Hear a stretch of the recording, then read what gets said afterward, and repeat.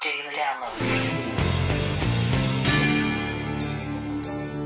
Dimming the lights to brighten the stars, a massive new plane launches, and we open up the Bernard family photo album.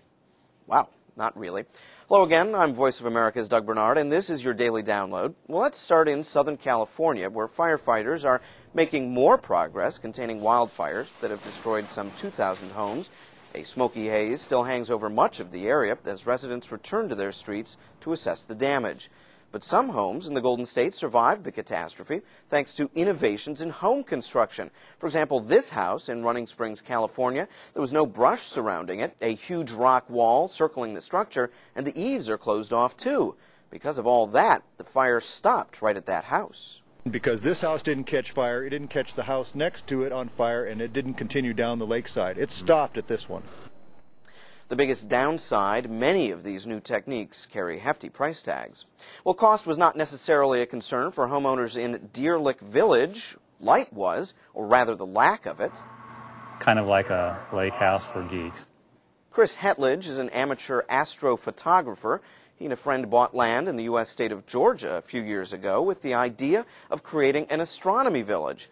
They then sold 17 plots to other like-minded stargazers with the restriction of no white light allowed. Deer Lick Village, named after a cluster of galaxies, now holds 6 homes and 9 observatories.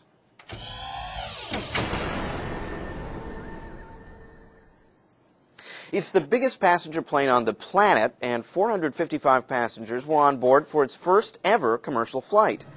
The Singapore Airlines Airbus A380 took off Thursday from Singapore and landed in Sydney, Australia 7 hours later. Some passengers paid tens of thousands of dollars just for a seat. It was one of the best flights I've ever had. I paid $5,000 for my ticket. It was worth it. It was a festive atmosphere, I can tell you. Everybody was excited. This Airbus is as tall as a 7-story building. The double-decker plane can carry as many as 800 people, but Singapore Airlines opted for 471 seats in 3 classes. Included in the configuration, 12 luxury suites.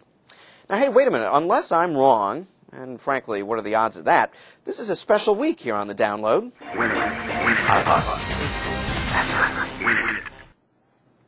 Oh, that's right. It's iPod giveaway week. Now, remember, what we're doing, we're asking you to watch the Download all week long. And why are we asking you to do this? Because we're running a contest for you to win this little guy right here. Not this one, because this is mine, but it's an iPod just like this one. And we're going to be giving one away a little bit later. Here's how this contest works. Hey, who's that guy?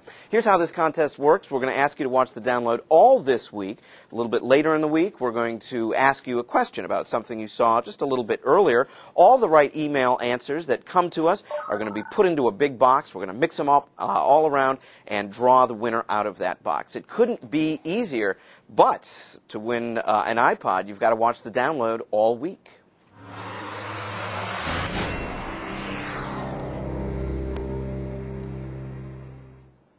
Well, finally today, a new study published in the journal Science has struck down the theory that humans and Neanderthals interbred some many thousands of years ago. How did they do it? Basically using some of this stuff right here. Genetic evidence proves that both species developed red hair, good for them, leading to the interbreeding theory. Turns out the red developed independently in both man and Neanderthal. So chalk one up for science, although there are still some things genetics can't explain. And that's not my relative. Well, that's your Download for today. We'll see you again tomorrow.